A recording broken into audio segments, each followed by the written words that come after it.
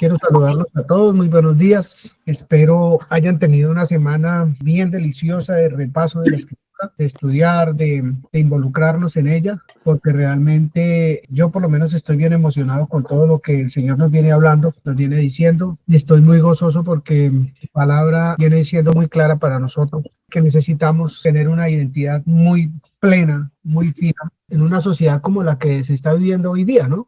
Tiene tanto pensamiento y tanta cosa y tanta invitación a lo que no es.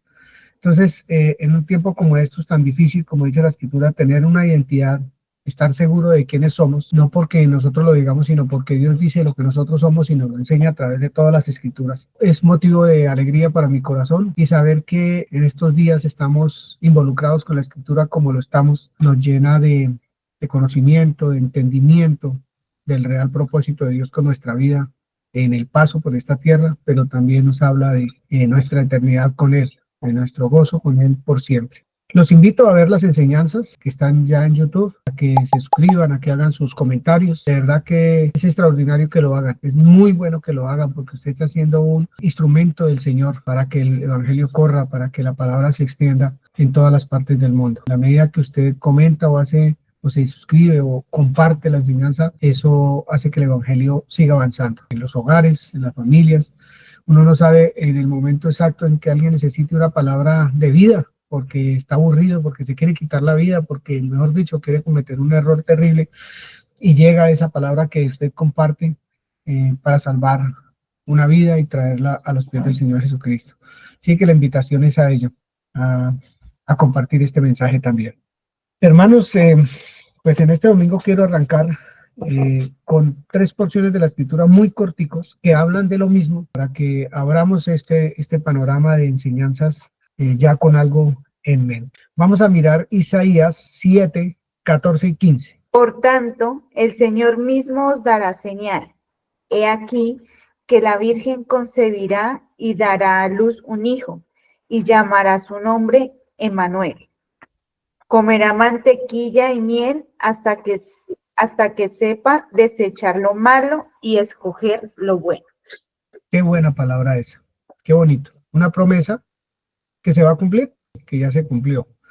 La Virgen concebirá y dará a su luz un hijo, llamará su nombre Emmanuel, que significa Dios con nosotros. Y además dice que va a comer mantequilla y miel como todos nosotros, hasta que sepa desechar lo malo y escoger lo bueno. Entonces tenía que tomar una decisión. Este niño que iba a nacer y crecer necesitaba aprender a vivir como Dios dice que hay que vivir. Capítulo 9 de Isaías. Capítulo 9 de Isaías. Del 7, el 6 y el 7. Dice, porque un niño nos es nacido, hijo nos es dado, y el principado sobre su hombro. Y se llamará su nombre admirable, consejero, Dios fuerte, Padre eterno, príncipe de paz. Lo dilatado de su imperio y la paz no tendrá límite, sobre el trono de David y sobre su reino, disponiéndolo y confirmándolo en juicio y en justicia desde ahora y para siempre. El celo de Jehová de los ejércitos hará esto. Qué bonito.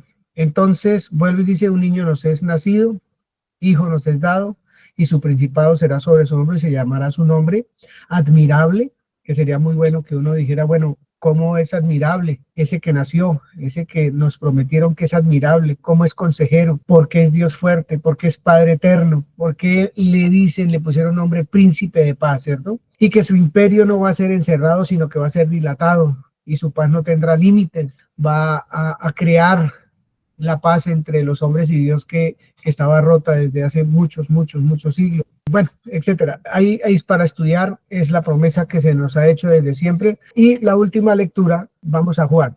Eso no lo voy a enseñar ni lo voy a explicar, solamente viendo cómo la escritura nos habla de alguien que fue prometido, que ya llegó, que es parte de nosotros hoy, como lo vamos a ver aquí en el Juan capítulo 1. Se lo voy a leer yo. Juan capítulo 1 dice, en el principio era el verbo, y el verbo era con Dios, y el verbo era Dios. Este era en el principio con Dios, este verbo. Todas las cosas por este verbo fueron hechas, y sin ese verbo, nada de lo que ha sido hecho, fue hecho. En ese verbo estaba la vida, y la vida era la luz de los hombres. La luz en las tinieblas resplandece, y las tinieblas no resplandecieron contra esa luz. Y dice del 9 al 18, aquella luz verdadera que alumbra a todo hombre, venía a este mundo. En el mundo estaba y el mundo por él fue hecho, pero el mundo no le conoció. A lo suyo vino y los suyos no le recibieron. Mas a todos los que le recibieron, a los que creen en su nombre, les dio potestad de ser hechos hijos de Dios. Todos estos son noticias extraordinarias ya cumplidas, los cuales, esos hijos de Dios, no son engendrados de sangre. Todo eso es para ponerle cuidado. Esos hijos de Dios no son engendrados de sangre, ni de voluntad de carne, ni de voluntad de varón, sino de Dios. Eso tiene que ser una noticia grande para nosotros. Y aquel verbo fue hecho carne y habitó entre nosotros, y vimos su gloria, dicen los apóstoles, gloria como del unigénito del Padre, lleno de gracia y de verdad. Dice, Juan dio testimonio de él y clamó diciendo, este es de quien yo decía, el que viene después de mí es antes de mí, porque era primero que yo. Porque de su plenitud tomamos todo, y gracia sobre gracia. Pues la ley por medio de Moisés fue dada, pero la gracia y la verdad vinieron por medio de Jesucristo. A Dios nadie le vio jamás. El unigénito Hijo, que está en el seno del Padre, Él le ha dado a conocer. Esta mañana vamos a ver un poco, digamos que con más claridad, las enseñanzas que se vienen dando últimamente. Esta mañana la persona que va a llevar la enseñanza va a hacer un desglose muy lindo de las, creo, 2 o 3 últimas clases, haciendo, digamos, que una especie de escuelita, en donde con dibujitos, con cositas bonitas, con visuales, podamos comprender este mensaje tan profundo, tan eterno, tan importante para cada uno de nosotros, pero supremamente importante, porque realmente es lo que nos hace caminar firmes, seguros, sin arredrarnos, sin recular nunca, porque es que los hijos de Dios no echan para atrás, dice Hebreos. Nosotros no somos de los que echamos para atrás. ¿Quiénes son nosotros? Los que entendemos quiénes somos, los que tenemos una identidad segura y plena en Cristo Jesús. No la identidad, como decía ahorita, en un hombre, o porque un hombre no la da, sino porque Cristo nos la da. Es más, la ganó para nosotros, la nueva identidad. Fuimos engendrados de nuevo, dice la Escritura, nueva identidad. Entonces, eso hace que nosotros pensemos, como servidores del Señor, en llevar una enseñanza que podamos, digamos, entender todos. Como dice el Salmo 119, 130, la exposición de tus palabras alumbra y hace entender a los simples. O sea, aquí no hay, esto no es cuestión de erudición, de que si yo no soy el superestudiado no voy a entender, no, es para todo el mundo. La exposición de tus palabras. Entonces, aprender a exponer la palabra es bonito, es una delicia.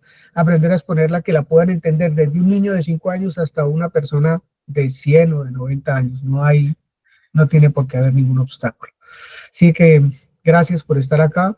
Gracias por recibir la invitación del Espíritu Santo a una reunión como esta. Y pues bueno, vamos a arrancar esta mañana con lo que Dios nos tiene. Bueno, amadísimos hermanos, buen día para todos. ¿Cómo amanecen? Yo les cuento que estoy muy bien. Me siento con la enciclopedia en la cabeza. Bueno, quisiera contarles algo. Vamos a arrancar por este versículo en esta mañana, Hebreos 12, versículo 2. Bueno, dice, puestos los ojos en Jesús, el autor y consumador de la fe, el cual por el gozo puesto delante de él sufrió la cruz, menospreciando el oprobio, y se sentó a la diestra del trono de Dios. Gracias. Hablando de ojos, ¿dónde los debemos tener? ¿Puedo leerlo en otra versión? Sí. Dice, fijemos nuestra mirada en Jesús, en quien la fe empieza y termina. En vez del gozo que podía haber tenido, sufrió la muerte en la cruz y aceptó la humillación como si no fuera nada. Después se sentó a la derecha del trono de Dios. Gracias. Bueno, hemos venido hablando de los ojos y dónde tienen que estar puestos, ¿cierto? Lo importante es no obviar la pregunta más importante que se hace esta mañana. ¿Dónde tenemos que tener puestos los ojos? Porque ahí arrancamos la enseñanza. Ahí es donde necesitamos tener puestos los ojos, en Jesús, el autor y consumador de la fe. Bueno, yo no sé si usted ha notado la enseñanza que se ha venido dando, yo quiero hacerle una pregunta. ¿Quién eres tú? Si alguien quiere responder, se ha preguntado eso, pero no sé.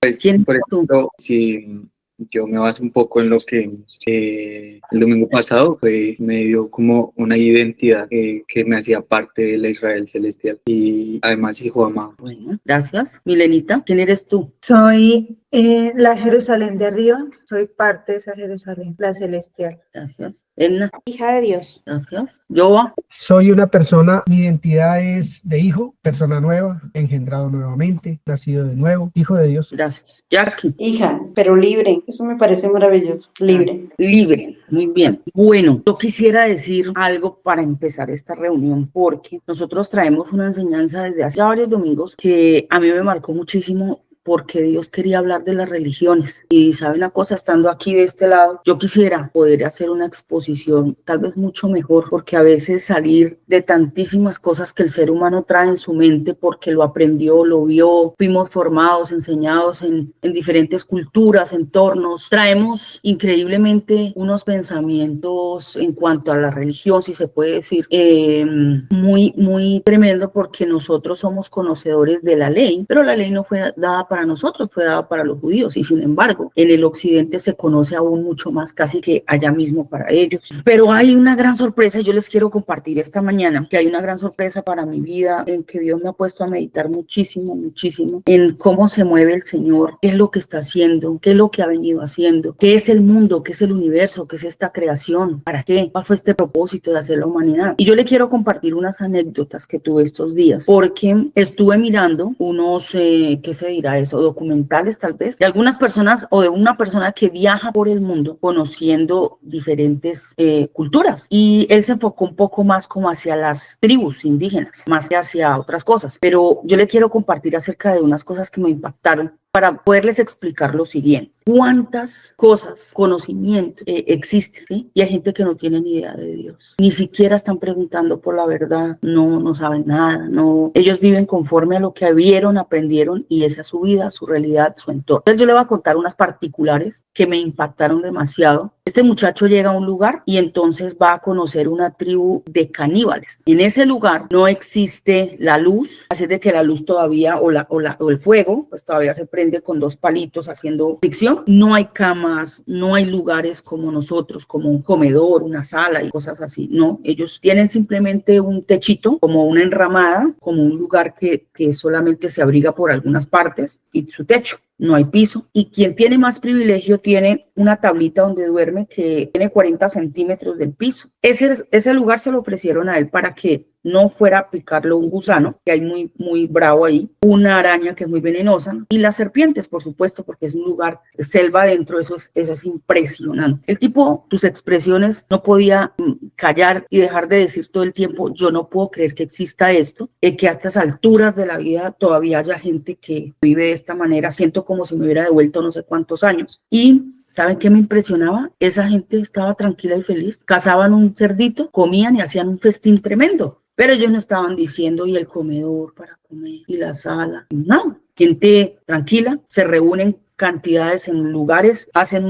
nunca se apaga el fuego porque es muy difícil volver a prender, entonces no lo dejan apagar. Y en la noche, pues él decía: yo les quiero mostrar cómo es una noche acá. Entonces todos hablan y todos susurran y se gritan de lado a lado, y la gente está normal, tranquila. ¿Y sabe qué comen todos los días? Sagú. Y hacen toda una, que dijera, es impresionante cómo cogen eso para sacar esa harina de una palma, y después la cocinan, hay unas cosas que les quedan como chicludas y otras como muy secas. Entonces la expresión de él era: esto me sabe a masmelo, pero demasiado seco. Es rico, pero es raro porque se me seca la boca inmediato. Casi que no podía ni hablar. Y eso es lo que comen.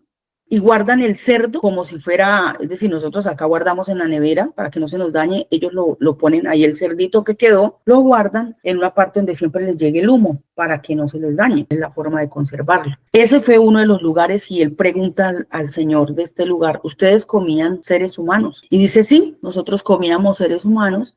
¿Y por qué comían? Pues porque es muy rica esa carne. Pero nos comíamos la gente por venganza o porque eran malos, porque practicaban brujería y hacían esto. Y entonces, ¿por qué ya no se los comen? Dice: porque aquí vino una gente y nos hablaron de un Cristo. Y entonces nos hablaron de que Dios envió a un Salvador y que no está bien que nos comamos entre nosotros porque somos hermanos. Y a partir de ese momento la vida de esa tribu cambió y no volvieron a comerse las personas. Este hombre estaba demasiado impactado de ver la manera como viven allí, sus costumbres, ¿cierto? Es decir, por ejemplo, pensaba yo, ellos no dicen, ay, se me dañó la sala, tengo que cambiar, esta tela está pasada de moda, y entonces, ¿qué voy a hacer? Luego mostraron un lugar en Etiopía, ese fue más impactante porque allí no había vegetación, todo era completamente árido y se alcanzaban temperaturas de 65 grados centígrados. La ropa de esa gente era una sábana que iba como torcida así, se hacen un nudito acá, y eso es todo. Y sus casas las levantan con piedras, como un iglú, una cosa redonda, entonces donde la puerta es pequeñita para ellos tener espacio de que si viene un enemigo no puedan entrar rápido y ellos tengan tiempo de defenderse. Entonces hacen una puertica pequeña y ellos tienen armas, ¿sí? Toda esa gente, todas las tribus viven de esa manera, siempre pensando en el enemigo, cómo defenderse y demás. Y él les pidió que les dejara entrar para mirar cómo era dentro sus casas. Y la curiosidad es que adentro solo había unas piedritas donde tienen fuego, donde cocinan, y no sé qué cocinan, y no había nada más. Dormían en el piso, no había nada. 3 sabanitas más colgadas ahí, tal vez las que se cambian. No hay agua, es una cosa impresionante. Entonces él dice, yo voy a preguntar por qué viven acá. Y entonces la respuesta impresionante era que viven felices y que fue el lugar que les dejaron sus padres para vivir. Había mucho homosexualismo, casi todas las parejas eran 2 hombres. En otro lugar, que es en África, entonces las mujeres son muy sexys y llevan un plato acá, ¿no? Y la oreja tiene una expansión así de gigante. Entonces una de ellas dice, ya no soy sexy para esta tribu porque se me rasgó la expansión. Le quedó el pedazo de oreja colgando hasta por acá y dijo, ya nadie me va a querer porque ya no soy sexy. Para ellos eso es estar bien, estar sexy. Les ofrecieron estudio a sus hijos y dijeron, no, yo no necesito, mis hijos no necesitan eso, nosotros acá lo que hacemos es cazar. Nunca se bañan porque su piel debe estar muy gruesa, porque si está blanda, como ellos tienen que correr mucho para cazar, una rama los corta, cualquier cosa, ellos tienen que tener muy gruesa la piel, los pies, todo, porque viven en función de cacería y de enfrentar enemigos, tienen armas, en fin. Todo eso me hacía pensar en por qué el Señor nos dice acerca de las múltiples religiones. Si usted recuerda un par de enseñanzas atrás cuando vimos lo de el maná y el pueblo en el desierto, esto me hacía pensar que ellos no conocen esa ley, la ley que le fue dada a los judíos. Y han muerto ya muchos así sin haber tenido ese conocimiento. Y uno dice, ¿y entonces ahí qué pasó? ¿Y cómo los va a juzgar Dios? ¿Sí? ¿Cómo va a ser eso? Y entonces también empieza uno a pensar que con razón Dios dice que va a llevar la palabra a los confines de la tierra, porque a todo hombre le es necesario conocer la verdad, ¿cierto? Entonces vienen múltiples pensamientos, porque si bien hay tantísimo conocimiento en la tierra y unas formas de vida son respetables, a esas culturas no les llevan otros conocimientos para no deformar, para no despertar. Por ejemplo, llevaron ropa a algunas aldeas de esas y claro que algunos de ellos ya dicen, yo quiero ropa, a mí me gusta esa ropa, pero es que allá afuera todo se compra, allá todo se paga, aquí en la selva todo es gratis. Ellos no conocen algunas cosas y digamos que de cierta manera es ilegal llevar cosas de afuera para no despertar en ellos aquellas cosas que no saben. ¿Por qué ellos no conocen? Necesidades innecesarias. Serían necesidades, se convertirían en necesidades, pero ellos, ¿por qué no extrañan, no sé, una sala o un buen colchón? Porque nunca lo han tenido, ¿sí? Nunca lo han tenido, no extrañan, no necesitan. Entonces, eso me hacía pensar en el huerto. ¿Qué pasó con los ojos que se abrieron allá? ¿Qué despertó en ellos? ¿Les faltaba algo cuando estaban allí? No, estaba suplida toda necesidad. Pero al abrir esos ojos, ellos empezaron a codiciar y a ver y luego entonces a carecer, porque vino una cantidad de cosas que no conocían. Y por eso Dios les decía, ¿sabes qué? No es necesario que comas eso. No era necesario que se abrieran esos ojos, ¿sí? Porque ellos tenían el conocimiento de Dios allí. Y nosotros, como occidentales, a nosotros ya nos llegó el conocimiento de Dios. Y sin embargo, quiero decir esto con mucho respeto, existen cantidad y cantidad de formas de interpretar ese conocimiento, ¿sí? Así como esas tribus, cada uno considera que está bien de la forma como viven y comen, para algunas religiones es igual. Eso es lo que ven, eso es lo que viven, eso es lo que entienden. Y si pensamos en nosotros, yo quiero que usted se cuestione esta mañana y pregunte, ¿cómo vive usted? ¿De acuerdo a qué convicciones? ¿De acuerdo a qué pensamientos? ¿De acuerdo a qué conocimientos? ¿Sí? A nosotros nos llegó la luz y la verdad, como decía Joa, en lo que leyó esta mañana y en lo que se oró. A nosotros ya nos llegó la luz, ¿sí? ¿Ya nos llegó la verdad? También. ¿Será que la estamos interpretando bien? ¿Qué piensan? Yo, Pues si seguimos con la historia que usted nos cuenta, ¿cuál es nuestra necesidad después de que viene la verdad a nosotros? ¿Cuál es nuestra necesidad? Vino la luz, ¿cuál es nuestra necesidad? Ya vino el príncipe de paz, el consejero, el sublime, el Padre eterno, ya vino. ¿Cuál es nuestra necesidad, cierto? En ocasión, y para muchas personas, como esos indígenas, esa no es la necesidad porque no llegó a ellos todavía, no ha llegado a ellos. Para mí en este momento es como una reflexión de que esa es mi necesidad. Yo siento que esa es mi necesidad y cada día que pasa, esa es mi necesidad realmente. porque se abrieron unos Exactamente. ojos que no estaban abiertos. Ellos no los tienen abiertos, por lo cual, ¿qué les interesa? ¿Quieren saber? Si les ofrecieran un Lamborghini a esos indígenas, ¿creen que se deslumbrarían? Por favor, eso no les inspira ni tal vez a duras penas curiosidad y eso. Pero no sé, tal vez si les llevan un buen animal o quizá, no sé, un buen arco, pensaba yo, ¿no? Pero esto es para ubicarnos un poco en el contexto de lo que Dios quiere decirnos, enseñarnos. ¿Por qué nos viene hablando de esto y de todas estas cosas? La Escritura dice que hay cosas difíciles de comprender, ¿sí? Y difíciles de explicar. Entonces, es importante que nosotros hoy, 9 de febrero del 2025, Levantada. nos preguntemos cuáles son mis conocimientos, a qué le atino yo, a dónde voy. Ya debería tenerlo tal vez claro, pero no sé si también simplemente somos un grupo más de esas múltiples religiones. Perdóneme que no leí la palabra, Angie, ¿iba a hablar? Sí, que tú preguntabas que cómo sabemos si estamos como en la parte correcta de lo que se entiende de la palabra, ¿no? Y Ajá. pensaba mucho en como todo el recorrido que hemos tenido o he tenido frente a la palabra Sí, y pienso en muchas cosas que para mí eran una verdad hace un año, 2 años, o una idea, ¿no? De esto debe ser así, esto debe ser así, ¿no? Pero por ejemplo, esta semana vi cuando Pablo habla en Éfeso de que las mujeres no debían predicar, ¿sí? Entonces, para muchas doctrinas, las mujeres no deben predicar, porque Pablo lo dijo, ¿sí? Pero cuando uno profundiza un poco viendo el contexto de qué estaba pasando en Éfeso, y es que las mujeres, casi todas las mujeres seguían a una diosa que se llamaba Artemisa, ¿sí?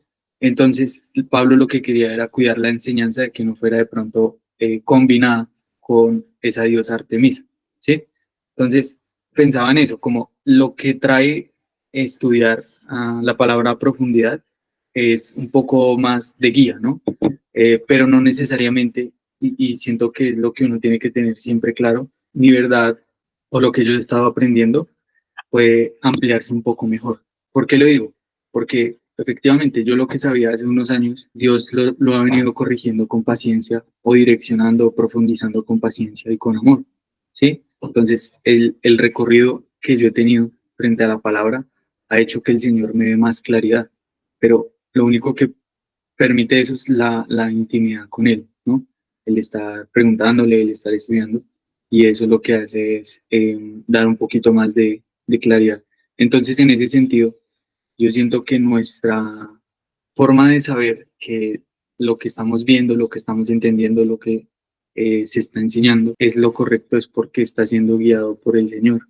Y puede que lo que se está enseñando es el inicio de un camino, de una enseñanza más grande, ¿sí? Y que no lo es todo, por ejemplo, o que el Señor lo va a ir encaminando o corrigiendo, ¿sí? Entonces, en ese sentido, mi verdad es que mi intimidad con el Señor me va a llevar hacia la verdad que Él quiere, hacia el conocimiento de su carácter, y eso va a ampliar también mi carácter mediante el estudio. bueno, gracias. Lo importante que es fortalecer la verdad, porque tú dijiste es muy volátil, entonces ellos se visten con una sábana, pero si vienen y les muestran ropa, ellos ya van a empezar a despertar su deseo. O sea, qué fragilidad, ¿no? Pero Ajá. sí hay un, como una persona estable o firme, pues ni siquiera va a generar gusto o interés, y más en este momento. Gracias. ¿Y nosotros? ¿Qué nos vienen a mostrar que de pronto nos despierta ese deseo? Cuando nos dicen, por ejemplo, usted debe tener 3 títulos. Y pensaba yo en esa gente que dijeron, no, yo no necesito que les den ese estudio a mis hijos. Nosotros aquí casamos y para de contar, chao. No los quiero ver más, adiós. Ustedes les van a dar pasta y arroz, y aquí la verdad es que mis hijos comen es carne, a cazar animales, hasta luego. Y no les interesó. Entonces a nosotros, con eso digo, también hemos crecido en una cultura donde venimos formados de tal manera que fuimos programados con gustos, con tradiciones, con formas, con pensamientos múltiples. Y entre esas cosas, por ejemplo, algo que a veces causa en el individuo mucho problema es porque yo no tengo dinero y todos tienen. Miren que de un tiempo hacia acá, desde cuando se abrieron las redes sociales que nos muestran tantas cosas, pues ha despertado en nosotros muchas cosas. ¿Por qué? Porque ahora nuestros ojos que ven, pues toda esa información. Entonces eso produce en nosotros una cantidad de cosas que dicen, no, yo también debo tener tantas profesiones, yo también debería tener tantos carros y tantas casas, y seguramente la ropa de marca tal, y a mí me gustaría este estilo, y tal vez esto y aquello y demás, ¿cierto? Pero yo hoy quiero recordarles algo. La verdad, según Dios, ¿qué es? El Señor Jesús. Una persona, no es un concepto, ¿cierto? Entonces, por eso hoy dice, ¿qué versículo leímos? ¿Alguien lo quiere volver a leer, por favor?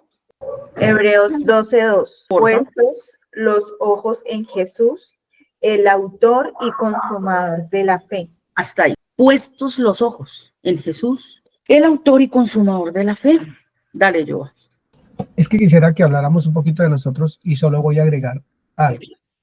Todos nosotros venimos con necesidades, como creyentes, como cristianos, venimos de una comunidad o de otra, lo que sea, y la mayoría de nosotros teníamos puestos los ojos en personas naturales, no en el Señor Jesús. Entonces ya venimos con una necesidad. Como venimos con una necesidad, el solo hecho de estar en una comunidad virtual, eso ya es un poco difícil. ¿Por qué? Porque yo tengo necesidad de ir a un lugar, porque tengo necesidad de reunirme con, de ver a fulano, de escuchar a fulano, de hacer muchas cosas. Entonces ya hay una necesidad que viene producto de las doctrinas o de las cosas que uno traía ya, que le fueron enseñadas en lo que nosotros nacimos y crecimos. Para muchas personas este tipo de enseñanza es terrible, porque no pueden entender que es que nuestra mirada tiene que estar puesta en Jesús, el autor y consumador de la fe. Llegar a ese punto es bastante costoso. Se necesita ya tener convicción. Exacto, es muy costoso. Y además, cuando el mundo demanda muchísimas cosas, si tú hablas de Jesús en cualquier lugar, cuando uno dice Jesús, entonces la gente dice, no, pues sí, fue un buen maestro y pare de contar, ¿cierto? Pero nadie quiere que se le diga, sígalo. Si hay orgullo, si hay ego, si ha sido, no sé, su forma de vida, tal vez es donde se enseña cada día, tú puedes, tú eres un berraco, tú eres fuerte, tú puedes alcanzar, tú puedes conseguir, tú puedes manifestar, tú puedes desarrollar, consigue esto, estudia aquello y vas a llegar y haces y tienes y ta. Cuando a ti te dicen, no, puesto los ojos en él, pues como así, ¿de qué me habla? ¿Cierto? Entonces, mira, vamos a mirar hoy unas diapositivas para poder retomar un poco lo que hemos venido viendo y centrarnos un poquitín más, ¿sí? Porque a Dios le pareció bien, escuche esto, enseñar a través de metáforas, ¿sí? ¿Por qué? Por lo difícil que es entender qué es esta historia, dónde estamos, qué ha sucedido, de dónde venimos. Tal vez entender por qué ese proceso de creación se dio en 7 días y por qué la transformación del ser humano se iba a dar en 7 días o 7,000 años, que es lo que va a tener esta historia. No sé si usted sabe esto o no lo sabe, pero estamos en el 6º día. Dice la escritura, está próximo a amanecer. ¿Cómo se amanece? ¿Cómo se despierta? ¿O por qué sabe uno que amaneció? Cuando aparece, ¿qué? Por la luz. La luz. Cuando aparezca la luz, habrá amanecido. Y entraremos en verdad al completo reposo.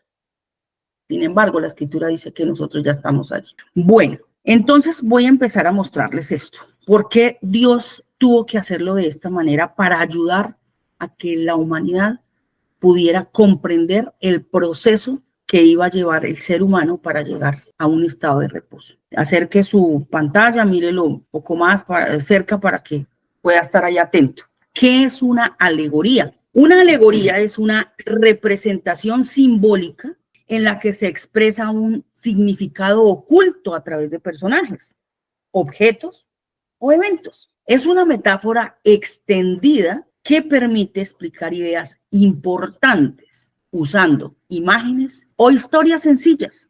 Una alegoría es como un cuento o dibujo que, aunque parece hablar de una cosa, en realidad tiene un significado más profundo. Eso para entender por qué el Señor nos tuvo que hablar a través de metáforas y de alegorías. ¿Listo? Como vimos hace 8 días, Abraham, Agar y Sara es una alegoría. Entonces vamos a mirarla hoy un poquito más, que nos ayude a abrir un poco más nuestro entendimiento y nos dé más luz, como estaba diciendo José, avanzando en esa verdad y en ese crecimiento que necesitamos. ¿Listo? Abraham. ¿Quién es Abraham? Le llaman el padre de la fe. Le llaman el padre de la fe. Abraham es un personaje que en la escritura aparece como a uno que se le dio una promesa. ¿Alguien recuerda cuál promesa? ¿Alguien la ha escuchado? Le dijo que benditas serían las naciones, que sería padre de naciones. ¿Me por haber ayudarías a creído. leerlo, Camilo, por favor? Es importante. Génesis 12. Desde el 2. Haré de ti una gran nación, te bendeciré y te haré famoso y serás una bendición para otros. En la versión que yo tengo dice así: bendeciré a quienes te bendigan y maldiciré a quienes te traten con desprecio. Todas las familias de la tierra serán benditas por medio de ti. Entonces Abraham partió como el Señor le había ordenado y Lot fue con él. Abraham tenía 75 años cuando salió de Harán. Tomó a su esposa Sarai, a su sobrino Lot y todas sus posesiones, sus animales y todas las personas que habían incorporado a los de su casa en Harán, y se dirigió a la tierra de Canaán cuando llegaron a Canaán.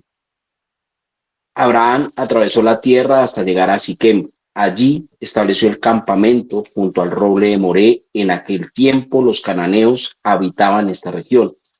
Entonces el Señor se le apareció a Abraham y le dijo: daré esta tierra a tu descendencia. Y Abraham edificó allí un altar y lo dedicó al Señor, quien se le había aparecido. Hasta ahí, Camilo. Entonces Dios le hace una promesa a este hombre y le dice: yo te voy a bendecir y serás bendición. Y esa bendición vendrá a través de tu descendencia o de tu simiente, dicen en otro lugar. ¿Qué es ser padre? ¿Qué se le dice padre a alguien? Primero digo, hablando de lo biológico, porque tiene los genes, tiene su sangre, tiene su ADN. Mi pregunta es: ¿por qué se le dice a alguien padre? Jackie. Porque tiene hijos. Muy bien, correcto. Está Porque ahí. de él nace. Ajá, porque tiene hijos, dejémoslo así. Listo. Entonces en esa escena aparece Agar y Sara, ¿cierto? 2 mujeres con las que tuvo hijos. No vayan a perder de vista que estamos hablando de una alegoría, y si es necesario volver a mirar el concepto de qué es una alegoría, lo podemos volver a mirar, me dicen solamente. Entonces Agar es la que le sirve a Sara. De hecho, la escritura la describe como una esclava. Y una esclava es la que le sirve a la señora, ¿cierto? Le servía a Sara. Y tuvo 2 hijos con estas 2 mujeres. Pero entonces en la alegoría vamos a ver qué es lo que representan estas 2 mujeres. Estas 2 mujeres representan los 2 pactos que ha habido: antiguo o primer pacto y segundo pacto, ¿cierto? Pero de cada mujer nació un hijo. De cada una de ellas nace un hijo. Solo que la promesa era de que iba a tener un hijo. ¿De quién? ¿O por dónde venía la promesa? De su esposa. Bueno, su esposa. Aquí vemos que a ella se le conoce como la esclava, vuelvo y repito, porque le servía a Sara. Sara es la libre, o sea, ella no es una esclava. Ese es el segundo pacto. Me está diciendo que el primer pacto era una esclava, pero el segundo es un vientre libre. Si a alguien le surge una pregunta, háganla. Si están viendo, si están entendiendo, si tienen alguna duda, por favor, díganlo. Entonces, Abraham, aquí vemos que es el padre de esos dos pactos, es decir, que nace o sale de él, es el padre de ambos. Y dice que Agar es la Jerusalén actual, la otra es la Jerusalén celestial, la libre. Por alguna razón, con esta historia, en alguna parte, por lo que dice la alegoría, aquí metieron a los árabes, pero en realidad no tiene nada que ver. Aquí habla de dos Jerusalén, una actual y una celestial, o una terrenal y una espiritual. Y esa que es actual, terrenal, física, está en este momento, ¿cómo? Como dice la escritura, ¿recuerda en qué estado está? Esclavitud. Muy bien, en esclavitud. O sea, ¿qué se le viene a su mente cuando usted escucha eso? Con los ojos cerrados. Me gusta. Muy bien. Yoa, Oprimida. también. Quisiera como agrandar un poquito porque para que no se nos vaya, no se nos esfume, que estamos hablando de una alegoría, ¿cierto? Entonces, Abraham no se llamaba Abraham, sino se llama Abram y tuvo un proceso hasta ponerle el nombre Abraham y tiene su significado. Ese Abraham está casado o vive con Sara. A Abraham se le hace la promesa, en ti serán benditas todas las familias de la tierra, y Dios le dice que va a tener un hijo y que él va a llenar la tierra completamente. Pasan unos años y ya por la edad que tienen, Sara es estéril y no puede tener hijos, entonces se les ocurre la idea de meterse con la empleada, con la esclava que tienen en ese momento. Esa es la mujer que le puede dar un hijo y entonces ya se cumple la promesa del Señor. Entonces, para hablar de primer pacto y segundo pacto, esclava y libre quiere decir, en mis palabras, para hacerlo ver un poquito más, que Abraham tomó una decisión juntamente con Sara de hacer lo que Dios dijo que iba a hacer en sus fuerzas. Ellos mismos lo hicieron, o sea, embarazaron a Agar, que era la esclava, y eso, por eso dice, es hijo de la esclava. ¿Por qué es hijo de la esclava? Porque no fue Dios el que dijo que Tranquilo, es que es para pasar la siguiente y usted lo sigue explicando. Listo, yo. Entonces Abraham, en sus fuerzas, en su falta de fe, se acostó con la esclava y nació un hijo, el hijo de la esclava, se llama Ismael. Entonces acá está escrito en el que ustedes están viendo, es el deseo de la carne, engendrando un hijo en Agar.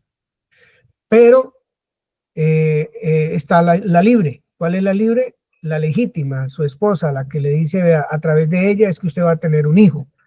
Es el hijo de la promesa, lo que Dios dijo, el deseo de Dios se tenía que cumplir en la esposa de Abraham.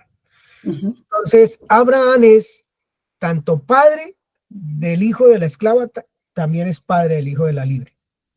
El hombre es el que decide, ya Jenny va a enseñar eso, qué es lo que va a hacer y en qué posición está y frente a lo que Dios dice, frente a lo que Dios habla. Ok, gracias, Joa. Entonces ese hijo, esos dos hijos, escuche bien, porque acá es muy importante, ese hijo que es Ismael, es el hijo que aparece en esta escena y en esta historia, producto de, o como resultado, porque al fin y al cabo es un fruto, ¿no?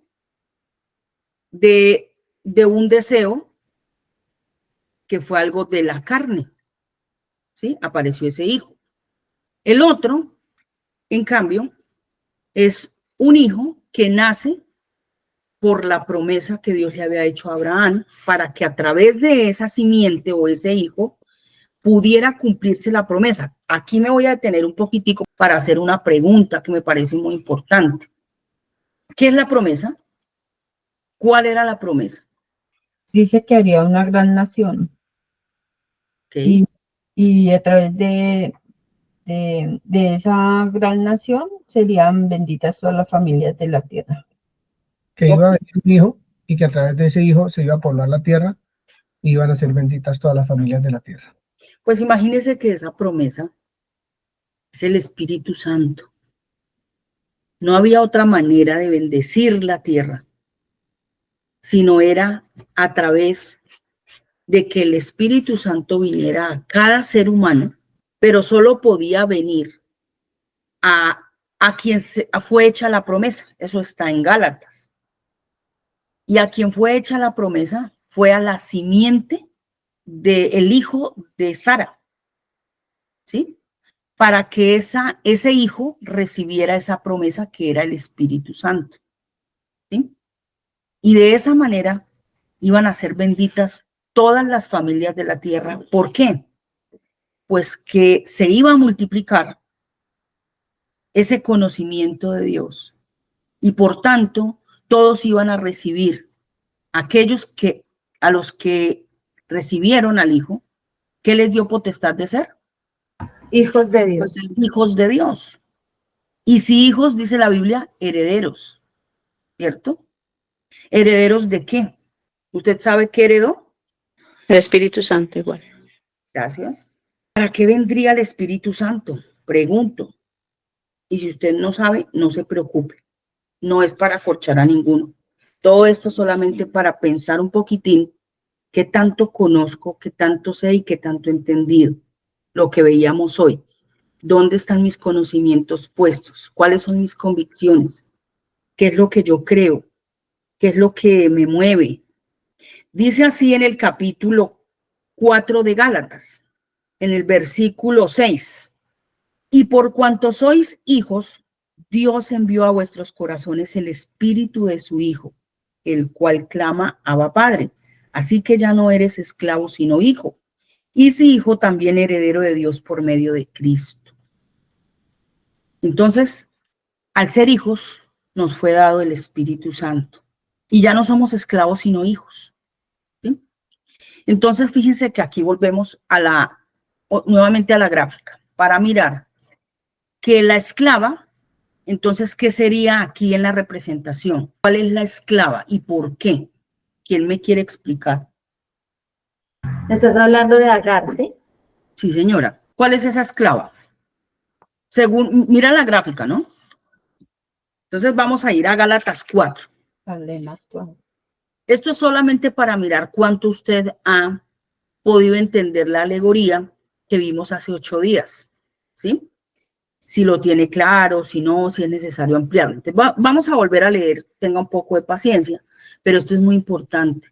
Recuerde que nosotros tenemos la verdad y nos es necesario conocer para saber a qué seguimos, a quién seguimos, cómo seguimos. ¿Será que si nos estamos ajustando a esa verdad o todavía seguimos en nuestras tradiciones, conocimientos, nuestras enseñanzas? ¿Sí? Aquello que aprendimos, no importa de dónde haya venido, pero es importante saber cuánto entiendo, ¿sí? De esta nueva historia, de esta nueva vida, de la verdad, al fin y al cabo. Escuche bien. Entonces vamos a leer Gálatas 4, versículo 21 hasta el 26. Decidme los que queréis estar bajo la ley. ¿No habéis oído la ley? Porque está escrito que Abraham tuvo 2 hijos, uno de la esclava y otro de la libre. Pero el de la esclava nació según la carne, más el de la libre por la promesa, por lo cual es una alegoría. 24. Lo cual es una alegoría, pues estas mujeres son los 2 pactos. Para un segundito. Eso es muy importante entenderlo, que esas 2 mujeres solamente representan los 2 pactos, en la gráfica o en la alegoría que estamos viendo, ¿cierto? Ellas son 2 vientres, ¿listo? ¿Que de dónde salieron?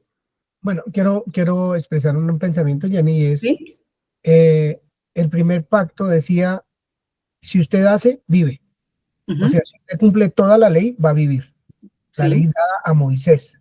Si usted hace esto, vive. Y tenía que cumplir un montón de preceptos, lo que lo hacía esclavo de esa ley, lo hacía esclavo y jamás la iba a poder cumplir. El nuevo pacto dice, crea y vivirá. Esa es como la explicación que quiero dar para esta alegoría, porque no se nos puede olvidar que esto es una alegoría. Exacto. Y aquí el hijo que es Ismael y acá el hijo que es Isaac, Esa es una alegoría para entender lo que dice Gálatas. Todo el antiguo pacto viene hablando de la misma alegoría, ¿cierto? Pero entonces la ley, para hacerme esclavo, porque la ley solo me está mostrando todos los días lo absolutamente pecador que soy si estoy bajo la ley, que mejor dicho que tengo que hacer sacrificio todos los días, que acabo de fallar en una ley, no me lavé los pies antes de entrar a la casa, no, a llevar el cordero y todo porque me condena, la ley me condena, me mata todos los días. Pero venido el hijo de la promesa, entonces ya no es así. Entonces dice el nuevo pacto, el antiguo pacto, haga y vive, el nuevo pacto, crea y vive. Venía la nueva ley, yo creo y soy libre. Solo hecho de creer en el nuevo pacto, poniendo los ojos donde el Señor dice que los tenemos que poner. Otra versión. Dice Perdón, vamos a leer otra versión. El 24. Todo esto es simbólico. Las mujeres representan dos pactos entre Dios y su pueblo. Un pacto representado por Agar tuvo lugar en el monte Sinaí y da a luz un pueblo para esclavitud. Agar representa el monte Sinaí en Arabia y corresponde a la Jerusalén de hoy, que está en esclavitud, junto con el pueblo que ha dado a luz. Gracias. Continúa, Angie, por favor. Desde el 24, lo cual es una alegoría, pues estas mujeres son los dos pactos. El uno proviene del monte Sinaí, el cual da hijos para esclavitud. Este es Agar, porque Agar es el monte Sinaí en Arabia y corresponde a la Jerusalén actual, pues ésta, junto con sus hijos, está en esclavitud. Mas la Jerusalén de arriba, la cual es madre de todos nosotros, es libre. Gracias.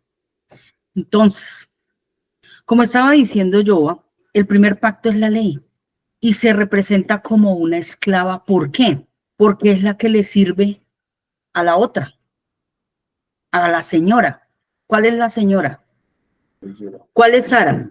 La libre. La libre. La fe, muy bien. Entonces, fíjense que la escritura dice que la ley es un ayo. ¿Recuerdan dónde está ese versículo? ¿Usted sabe qué es un ayo? Lo puse aquí porque lo quiero explicar. ¿Qué es un ayo? Un ayo es un bastón. Un ayo es... Gálatas 3:25. Léelo, por favor. Desde el 23. Pero antes que viniese la fe, estábamos confinados bajo la ley. El hijo de Agar. Estábamos confinados bajo la ley, encerrados para aquella fe que iba a ser revelada. De manera que la ley ha sido nuestro ayo para llevarnos a Cristo a fin de que fuésemos justificados por la fe. Pero venida la fe, ya no estamos bajo ayo, pues todos son hijos de Dios por la fe en Cristo Jesús. Gracias. ¿Qué significa esto? Por favor, préstenme mucha atención porque esto sí es bastante importante. Jenny. Se requiere, se necesita explicarlo para entender de qué estamos hablando. Señor. Ayo, tutor, maestro, guía, cuidador. Es un ayudador. De hecho, se conoce como un bastón que lleva. Si usted ve a Moisés, voy a explicarle aquí algo muy importante. Moisés en la Biblia es un personaje que también es una metáfora que representa la ley. ¿Y él qué cargaba siempre? Un bastón.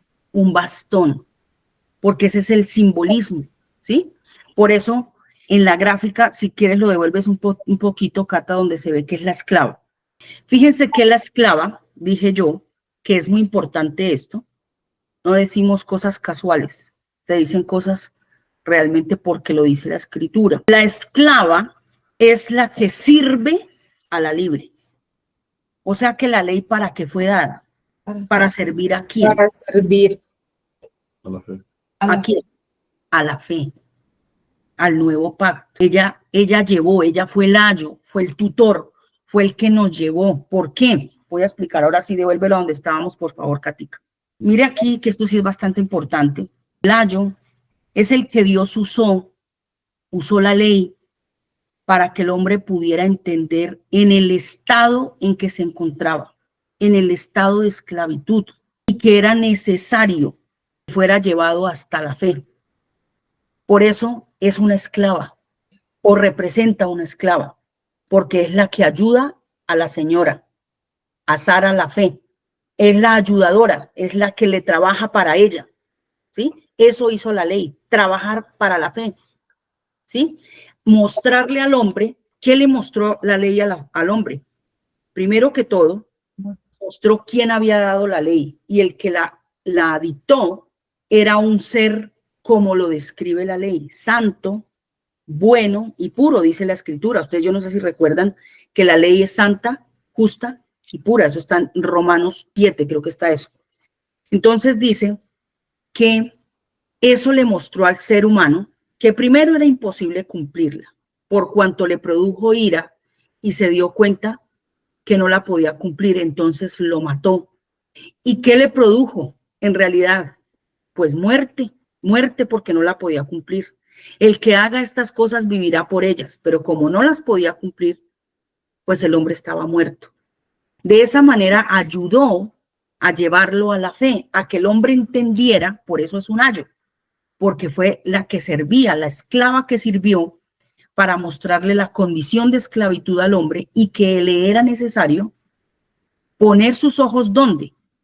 En un Salvador. Puestos los ojos en Jesús. Entonces, el hombre ahí entendió el estado en el que se encontraba. Cuando yo digo estado, y lo he dicho infinidad de veces, y quiero resaltar eso acá, cuando hablamos siempre de Egipto, que saca al hombre de Egipto y lo lleva a Canaán, simplemente muestra dos estados o dos condiciones en las que se encontraba el ser humano. ¿Y qué utilizó? A Moisés, uno que llevaba una vara, que es una metáfora que representaba la ley, un ayudador que lo iba a llevar hasta la puerta, porque él no entró, la ley no iba a entrar. Entonces lo llevó hasta la puerta de Canaán, donde es una tierra de libertad, y donde iba el hombre a experimentar, ¿qué? Reposo, dice la Biblia, que eso era Canaán. Entonces, la ley, en realidad, ese antiguo pacto, fue hecha muy adrede para que sirviera como ayudador, para que el hombre primero entendiera quién era Dios y luego se viera a sí mismo y se viera pecador y muerto y separado, y que anhelara a ese libertador que lo pudiera salvar, pudiera comprender que él no iba a poder cumplir todos esos estatutos, todas esas leyes, todas esas normas, porque era imposible, dice la escritura en el libro de Romanos, porque la ley era imposible de cumplir por cuanto la carne era débil para cumplir aquello. Entonces, esa ley fue la que llevó al hombre, o fue un ayudador para entender la necesidad que tenía de un Salvador y de que la única manera de poder cumplir todo esto era a través de la fe, no era a través de obras humanas.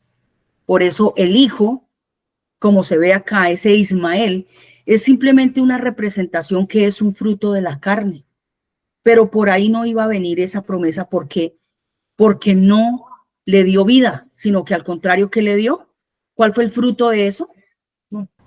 Muerte. Muerte, muy bien, muerte.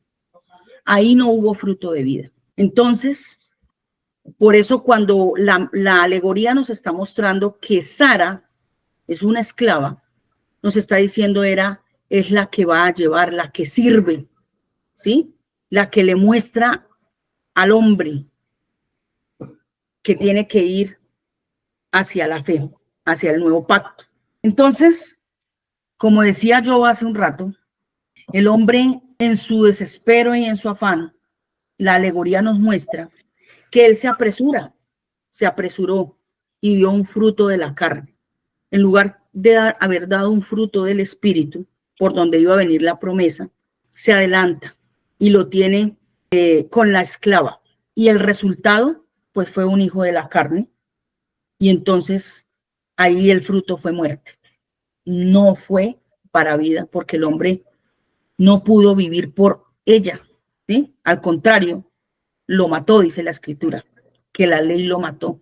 ¿Por qué? Porque le mostró que era incapaz, que no era capaz de cumplirla, y le mostró una condición tremenda de esclavitud y de muerte, pero que le era necesario realmente que viniera un libertador.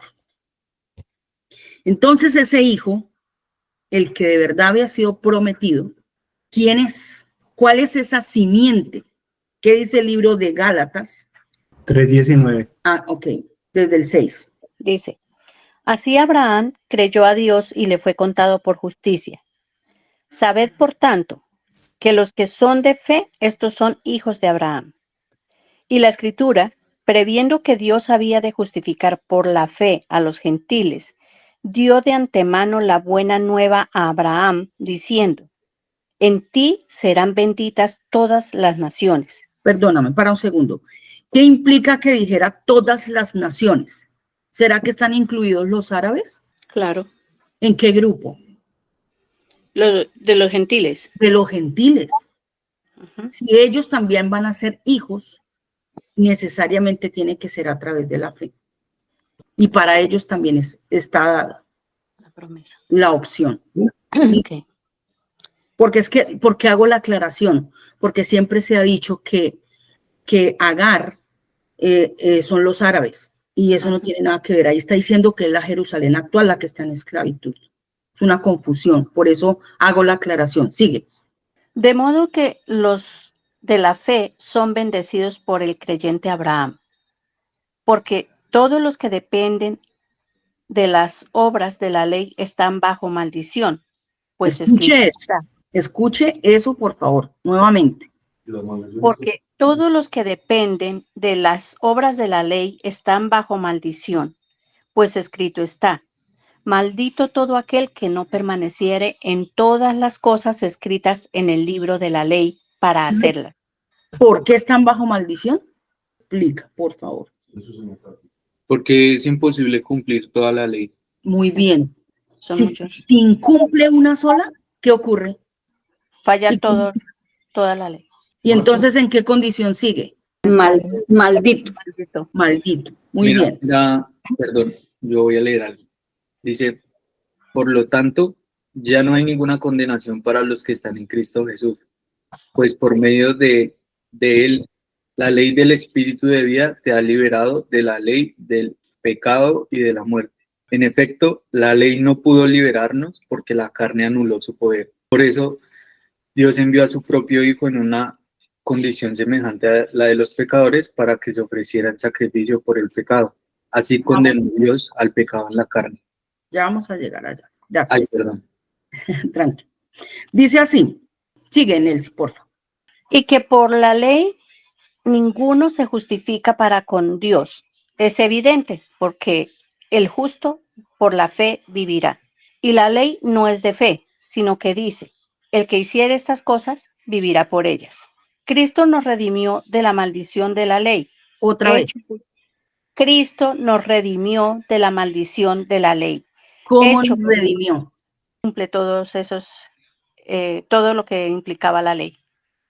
¿Qué producía la ley entonces? Carga. Muerte. Sí. Entonces, ¿de qué nos redimió el Señor? De la muerte. De la muerte, de esa maldición. ¿Será que es por un ratico, por un momento? ¿Será que está bien cuando dicen que estamos bajo maldición? Hablando de un creyente, es imposible. Nos redimió de la maldición de la ley. Sigue. Para que en Cristo Jesús la bendición de Abraham alcanzase a los gentiles, a fin de que por la fe recibiésemos la promesa del Espíritu. Muy bien. La promesa del Espíritu. ¿Por medio de quién la íbamos a recibir? En él, en el Señor Jesucristo. Muy bien. Sigue. Hermanos, hablo en términos humanos. Un pacto, aunque sea de hombre, una vez ratificado, nadie lo invalida ni le añade. Ahora bien, a Abraham fueron hechas las promesas y a su simiente. No dice y a las simientes como si hablase de muchos, sino como de uno, y a tu simiente, la cual es Cristo. Para un segundo ahí. Pasa siguiente, por favor, Katica. Entonces, ese hijo a quien se le hizo la promesa, a esa simiente, perdón, que se le hizo la promesa fue al hijo. No habla de muchos, sino de uno. Por eso la Biblia siempre dice el unigénito. ¿Qué quiere decir eso? Que cuando nosotros fuimos introducidos en Cristo, ¿qué es el Hijo? Si miran esta gráfica, ¿qué es el Hijo? La palabra. La palabra. La palabra. Yo no sé si alcanzamos a entender bien esto, pero yo me quiero tomar un tiempo para explicarlo. Me parece muy importante. Yoba. Es que es interesante cuando dice que la promesa no se le hizo a muchos, sino a uno solo, en mis palabras. Porque no había sino uno solo que podía cumplir la ley y a quien se le podía dar la promesa, porque al resto de los seres humanos estaban bajo maldición, muertos, separados, tratando de hacer cosas para agradar a Dios. Por eso la promesa no es para todos, sino para uno solo, y es Cristo Jesús. Muy bien. Venido él, dice la escritura, que aparece en la historia y vino en la carne. ¿Por qué? ¿Por qué tenía que venir en la carne? Yo creo que ya tenemos esa respuesta. Porque tiene que cumplir la ley. Y de otra manera no puede hacerlo. Porque como dice Hebreos, que él, para poder compadecerse de nosotros, tenía que hacerse como nosotros, para poder cumplir la ley. Además dice la escritura que por un hombre entró la muerte, por un hombre tenía que entrar la vida. Ahora sí, José, ¿puedes leer la escritura, por favor? Esto es Romanos 8. Escuche bien, por favor. Por lo tanto, ya no hay ninguna condenación para los que están en Cristo Jesús, pues por medio de él, la ley del Espíritu de vida te ha liberado de la ley del pecado y de la muerte. En efecto, la ley no pudo liberarnos porque la carne anuló su poder. Por eso, Dios envió a su propio Hijo en una condición semejante a la de los pecadores, para que se ofreciera en sacrificio por el pecado. Así condenó Dios al pecado en la carne. ¿Qué era necesario entonces? Según lo que acaba de leer José. Tenía que condenar el pecado, ¿en dónde?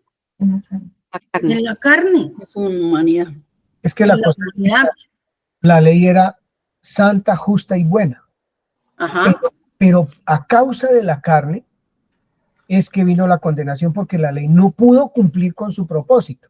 La ley no pudo cumplir con su propósito a causa del ser humano que no podía cumplir la ley. Entonces, la ley condena por el sentido de la debilidad de la carne. Por eso tenía que venir el Señor Jesucristo y la promesa era para él. De hecho, termina el 4, dice, a fin de que la justa demanda de la ley se cumpliera en nosotros. Y en nosotros, porque hubo uno que la pudo cumplir y por tanto que venció La muerte. la muerte. Muy bien. Es importante. ¿En dónde la venció? En su carne. En su carne. Porque así como dijo Joa, si entró por un hombre, la maldición, el pecado y la muerte, ¿por dónde tenía que salir? Por También. uno que estuviera vivo, traer bendición, ¿cierto? Y la vida, dar la vida. Se cumplió en nosotros, no dice que nosotros cumplimos. Él Exacto. tenía que hacerlo. Gracias. Se cumplió en nosotros. En nosotros. ¿Qué se cumplió eso? Pues la demanda que había. El que no la cumpla, pues se muere. Y cuando hubo uno que la venció y la pudo cumplir, ¿de qué nos hizo libres? De la muerte. De la maldición de la ley, que es la muerte. Gracias. De hecho, dice, se cumpliera en nosotros que no vivimos según la carne, sino según el Espíritu. Exacto. Por eso nosotros no la cumplimos. Y ahorita vamos a explicar un poquito mejor, pero no he terminado. Porque si el Hijo es la palabra, entonces ¿quién es el Padre? Pensamiento. Es el pensamiento, es el pensamiento. Entonces, por ese hijo que traía la misma, es como si yo dijera, si sale de esta jarra agua, y si yo tengo una jarra aquí llena de agua y le abro la llave, me tiene que salir la misma sustancia. Eso es lo que es el Señor Jesús, la misma sustancia del Padre. Por eso Él no la quebranta, no quebrantó, no entró en adulterio. Él fue el que expresó, Él es la copia exacta del pensamiento del Padre. Por eso se llama la palabra, por eso recibió ese título de la palabra, porque a veces nosotros decimos cosas, pero nunca nos cuestionamos, oiga, ¿por qué se llamará la palabra? ¿Sí? Pero cuando uno ve en profundidad, la palabra del Padre tiene que ser exacta a lo que está pensando, ¿sí? Entonces, cuando fue manifiesta, no la quebranta, no hizo otra cosa, sino que salió una sustancia exacta y no quebrantó, jamás. Y manifestó, ¿en dónde? ¿En dónde manifestó esa naturaleza de ese pensamiento? En la carne, tuvo que hacerse carne. Y en ese cuerpo presenta ese sacrificio vivo para que pudiera en esa humanidad, en esa naturaleza de carne, vencer esa ley que mataba al hombre y lo sometía a maldición y a esclavitud. Y él la vence con su propia vida, ¿sí? No se somete a un pensamiento esclavo, lo vence en esa humanidad. Y por tanto, entonces el privilegio es que en nosotros se cumplió y nos hace libres de esa maldición.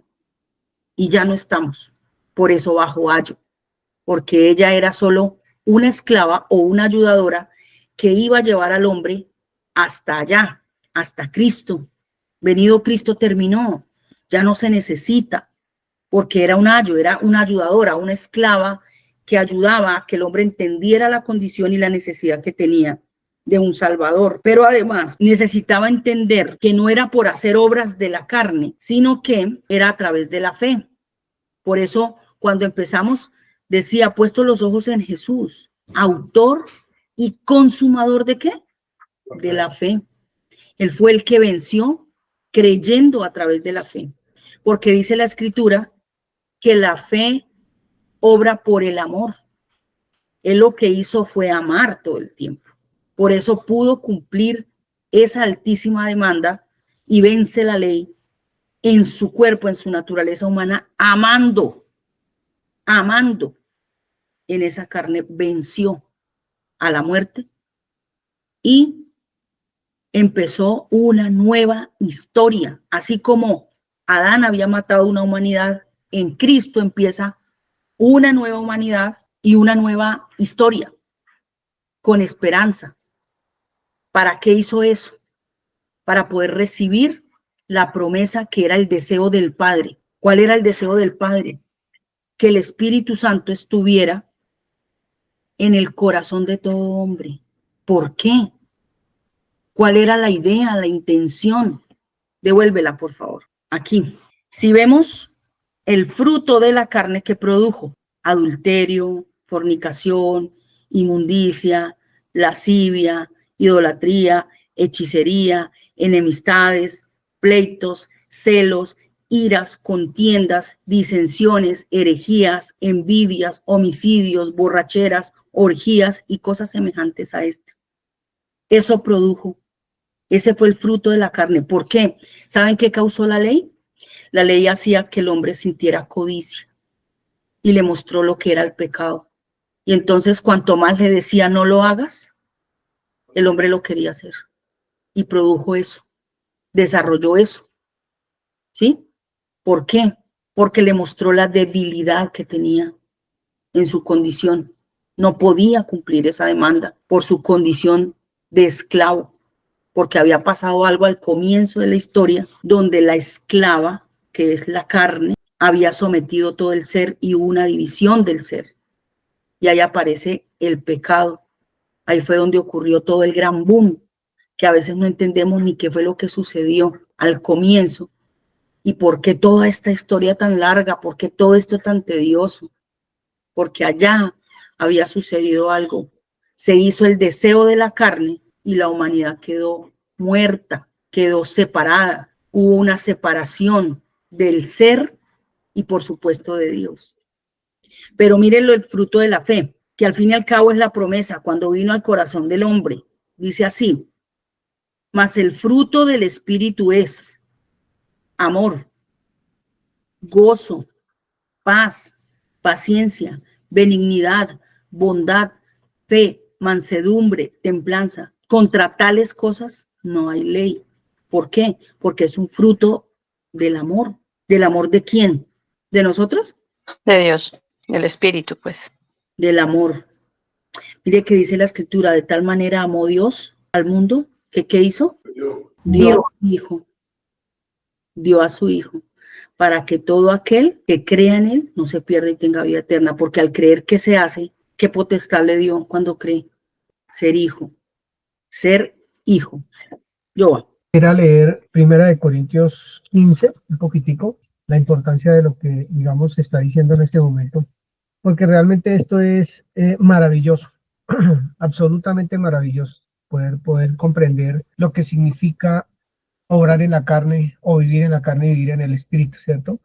Es muy bonito y se está hablando de la carne en este momento y la fe, que es el Hijo, el Espíritu. Entonces voy a leer aquí desde 1 Corintios 15, desde el 47, voy a leer como 3 versículos. Dice así: el primer hombre, o sea, Adán, es de la tierra, terrenal. El segundo hombre, que es el Señor, es del cielo. ¿Cuál el terrenal? Tales también los terrenales. ¿Y cuál el celestial? Tales también los celestiales. Y así como hemos traído la imagen del terrenal, traeremos también la imagen del celestial, que esto me parece súper increíble. El 50. Pero esto digo, hermanos, escuchen esto que es realmente importante para nuestra predicación y nuestra enseñanza hacia afuera, a otras personas, que la carne y la sangre no pueden heredar el reino de Dios, ni la corrupción hereda la incorrupción.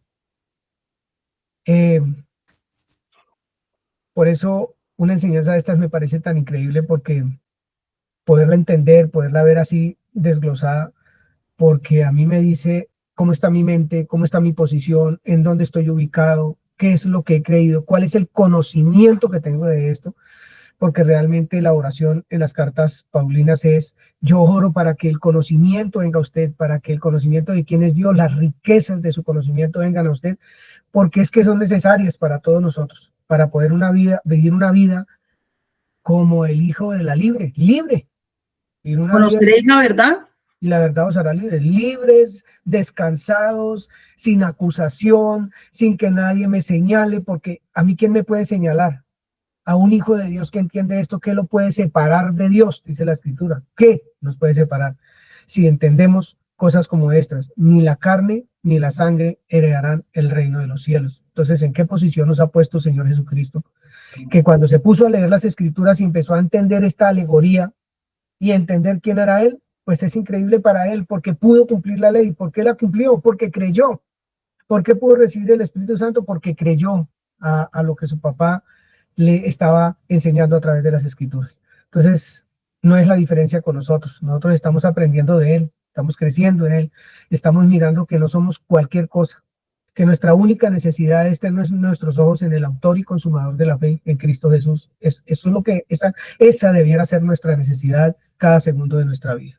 Pero hay una buena noticia, hay una excelentísima noticia. Yo quiero que lea Gálatas 5:24, por favor, para que se dé cuenta de qué sucedió no solo con el Señor, sino con nosotros, porque pues claramente fue Él el que hizo la obra, pero ¿qué sucedió con nosotros? O sea, nosotros, ¿dónde quedamos en la película? Porque no podemos excluirnos y decir: ah, bueno, ya lo hizo, listo, ¿qué pasa? Y con esto quiero terminar este día, porque quiero que esté muy atento con lo que va a oír hoy, por favor. Mire lo que dice Gálatas 5:24.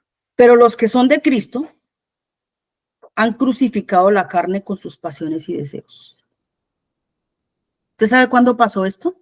¿Entiende usted cuándo pasó esto? ¿Está afirmando que pasó, que va a pasar, que ya sucedió? ¿Qué está diciendo el texto? Que cuando creímos sucedió. Muy bien, eso ya se dio. ¿Cuándo se dio? Cuando usted es bautizado juntamente con Cristo, dice la Escritura. ¿Eso qué significa? Que con Él fuimos muertos, sepultados, resucitados y estamos ascendiendo. De hecho, la Escritura afirma que usted y yo estamos sentados en lugares celestiales. Y yo le quiero hacer esta pregunta. ¿Usted se imagina qué significa que usted está sentada al lado del Señor en lugares celestiales? Le pregunto, ¿dónde está sentado Él? A la diestra del Padre. O sea, ¿en dónde? ¿Qué significa esa silla? ¿Cualquier sillita ahí? Trono. Un trono. Pero nosotros estamos sentados al lado. Por eso somos una mujer, la esposa. Por eso todo el tiempo hablas de una esposa. ¿Qué posición tiene la que está sentada al lado de un trono? La reina. ¿No dice que somos reyes y sacerdotes? Javier, la esposa. ¿Saben una cosa? La posición es demasiado grande. Pero yo le voy a decir una cosa tremendísima. Que cuando nosotros fuimos sepultados con él, sepultó la naturaleza vieja. Ahí dice, crucificamos la carne con nuestras pasiones y deseos. Pero también resucitamos juntamente con él. ¿Cómo? Era necesario que recibiéramos una nueva naturaleza. ¿Cuál? Por eso somos el cuerpo de Cristo. No cargamos esta naturaleza. Él ya hizo algo en nosotros para que nosotros podamos hacer lo siguiente. Romanos 12, 2. Escuche bien porque esto es demasiado importante. Tal vez, lo digo con mucho respeto, las personas todavía quieren seguir haciendo cultos y cultos, porque lo que les decía al comienzo, por eso empecé con esa anécdota de lo que había vivido y lo que Dios me venía enseñando a través de todas esas cosas. Porque las personas hacen cosas de acuerdo o hacemos todo lo que hacemos de acuerdo a lo que entendemos, a lo que tenemos aquí, a lo que somos, hemos sido enseñados, lo que traemos, nos configuraron. ¿Cómo? Pues a través de culturas, de enseñanzas, de patrones de crianza y demás, ¿cierto? Pero para eso es la verdad y para eso vino la luz, para que se abrieran nuestros ojos y pudiéramos ver. ¿A quién? Al Cordero, donde está la provisión. En él está toda provisión. Mire lo que le voy a decir. Dice Romanos 12:2, pero hay que leerlo desde el 1, por supuesto. Así que, hermanos, yo les ruego por las misericordias de Dios que presenten vuestros cuerpos en sacrificio vivo, santo, agradable a Dios, que es vuestro culto racional. Ese es nuestro culto. Claro, para el que no entienda esto, yo entiendo por qué se presentan ese tipo de cultos todavía. Por supuesto, no han podido ver porque cómo estaba la esclava. ¿Cómo se supone que está una esclava? ¿Se acuerdan de Agar cuando estaba allá?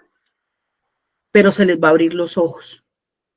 Pero el que está a este lado y es hijo de la fe, ya tiene los ojos abiertos. ¿Y eso qué significa? ¿Cómo usted presenta un cuerpo en sacrificio vivo, santo, agradable? Pues le voy a decir que usted también tiene un unigénito, debe tener un unigénito, que es un pensamiento. Escuche bien. Y cada vez que usted presenta ese sacrificio con ese unigénito, es donde usted está dando de verdad un culto racional. Vuelvo y lo repito. Tal vez Abraham lo hizo allá, fue y presentó su unigénito y lo presentó en sacrificio. Pero aquí nos está diciendo, presenta tu sacrificio, presenta tu sacrificio. ¿Cuál? También tenemos un unigénito. Con ese es con el que se agrada al Padre, el que viene del Espíritu. Ese pensamiento que viene de él, el unigénito, es que realmente no debería haber más. Ahí es donde de verdad el hombre agrada a Dios y presenta un culto real. ¿Sabe cómo usted puede dar fruto? Le voy a poner este ejemplo. Por más que seamos esposos, si el esposo duerme en una habitación y la esposa en otra, ahí no hay intimidad y no pueden venir frutos, no hay hijitos. Pero hay hijitos cuando se duerme en la misma cama y se tiene intimidad. Con eso estoy diciendo que es necesario que el Espíritu Santo ponga en este vientre, en esta humanidad, engendre hijitos, porque estamos puestos para llevar mucho fruto, no poquito, mucho fruto. Pero para dar mucho fruto se necesita tener relación íntima, una relación íntima, porque ellos no se hacen solitos. Los hijos no se hacen solitos. Los hijos salen por la unión de la carne y del espíritu. Y entonces ahí sí se ven.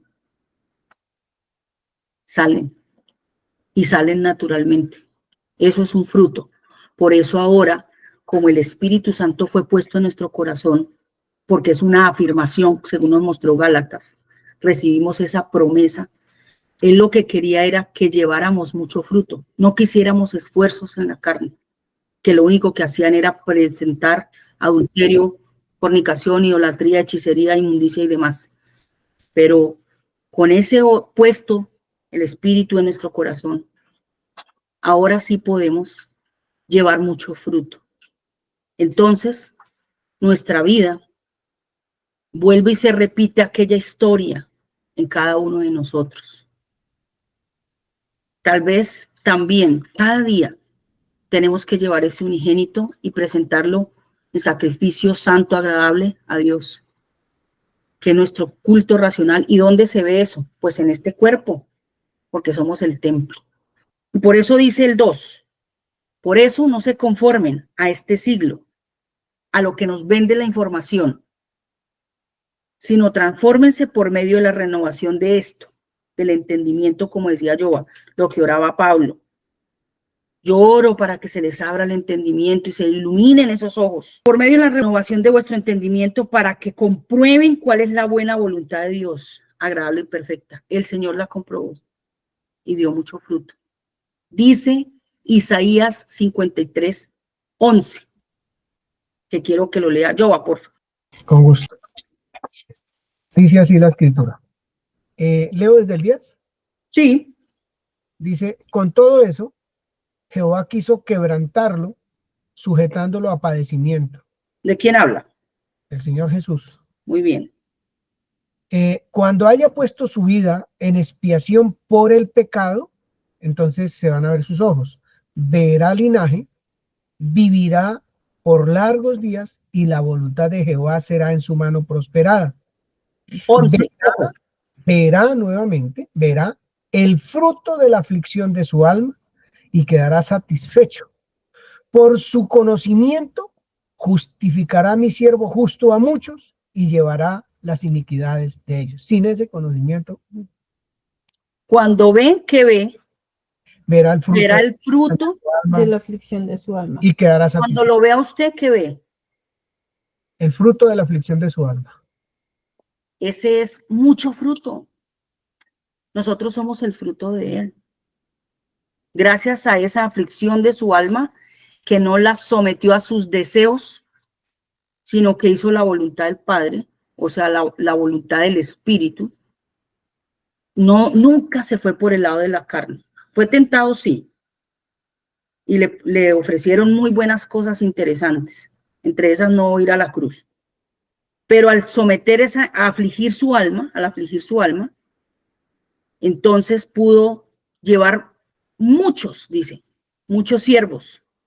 Justificó a muchos y llevó sus iniquidades.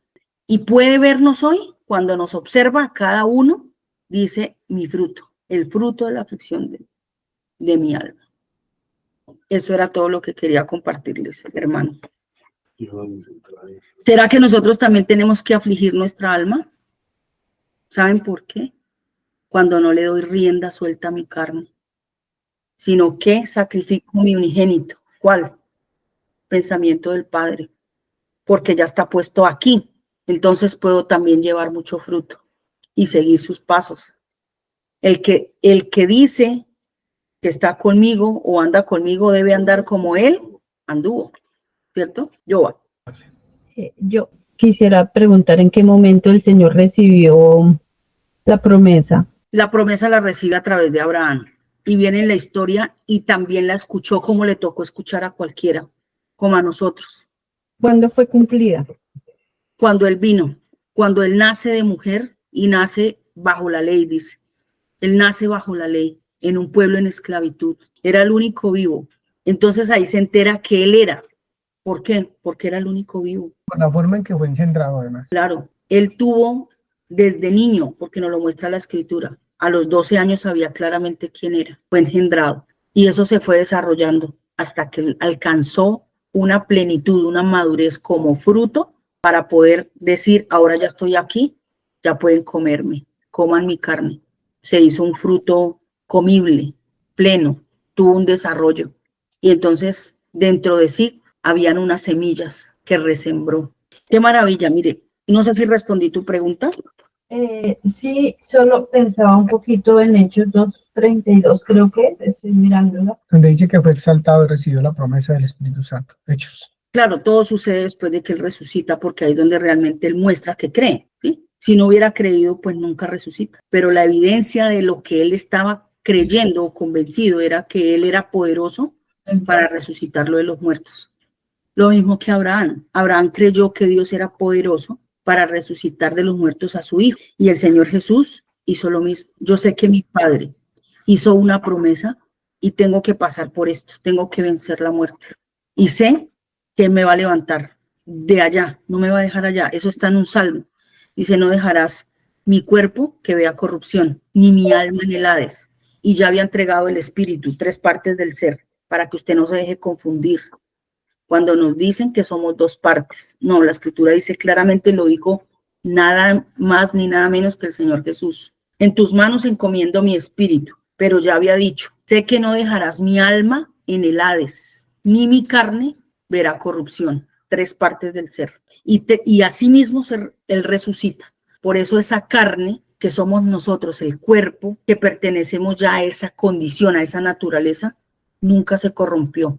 Por eso es que hoy nosotros podemos afirmar que tenemos una nueva naturaleza, no la mía, la de él. Y por eso es que podemos llevar mucho fruto. Porque puesto el espíritu acá, ya no es por hacer esfuerzos, es fruto. Y el fruto viene producto de, ¿qué dijimos? ¿Cuándo nacen hijitos?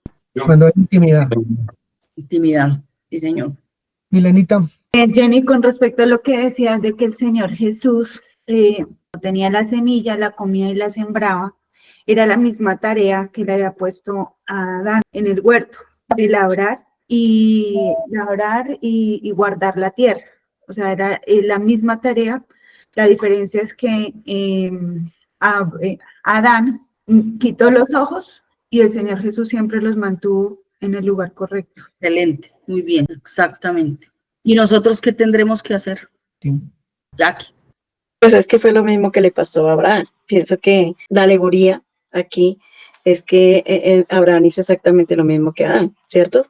Colocó los ojos en otro lado y no recordó la promesa que Dios le había hecho y buscó hacer tangible esa promesa en otra parte. Y definitivamente eso causó, porque si no hubiera pasado eso, igual que con Adán, si no hubiera pasado eso, pues todo esto no estaría sucediendo, seríamos en Abraham, seríamos hijos de la promesa, pero, o bueno, toda la humanidad sería hijo de la promesa, pero pues Adán puso los ojos en otro lado y por eso pasó lo que pasó. Entonces ahora están los gentiles, pero todos, absolutamente todos, lo dice la escritura, somos llamados a ser hijos de Dios, todos, absolutamente todos, no hay nadie que se quede por fuera. Pero antes de eso, bueno, siguiendo con eso, cuando tú empezaste a hablar de las tribus y ese tipo de cosas, siento que esta Jerusalén natural o terrenal hace esclavos y de pronto a veces estamos ahí por la cantidad de necesidades que crea, porque son necesidades creadas, son necesidades que no son ciertas. Y tú tienes toda la razón con respecto a todas las cantidad de cosas que uno dice que tiene que tener para ser persona, ser prosperado, ser una cantidad de cosas, y terminamos viéndonos por ahí sin entender que definitivamente lo único que nos debe mover realmente es dar fruto todo el tiempo. Y sí, eso me hace reflexionar muchísimo porque, pues, pucha, uno, o sea, el televisor chiquito que tiene ya le queda chiquito, ya quiere uno más grande, pero porque esas son todas necesidades creadas, y en función de eso vivimos y por eso sufrimos y tenemos una cantidad de dolores de cabeza y de enfermedades y una cantidad de vainas porque nos movemos a ese ritmo y el ritmo va demasiado rápido. Un iPhone que tú compras ahorita en 2 días ya no sirve y entonces crean esa necesidad tan impresionante. Y bueno, mi hermano siempre lo dice que gracias a Dios por estas redes sociales y gracias a Dios por todos estos inventos tecnológicos, porque llegarán a los confines de la tierra para que su palabra sea pronunciada, ¿cierto? Pero cuando nos dejamos enredar de ahí, las necesidades que se crean son impresionantes. Y desde el principio ha sido así, porque Adán y Eva consideraron que era necesario comer de ese fruto. Abraham creo yo que era necesario tener un hijo de otra forma diferente.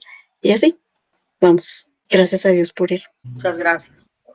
Pues hay una invitación maravillosa y es a coger todo este material, por favor, hasta que esto sea muy claro, muy diáfano en nuestra mente.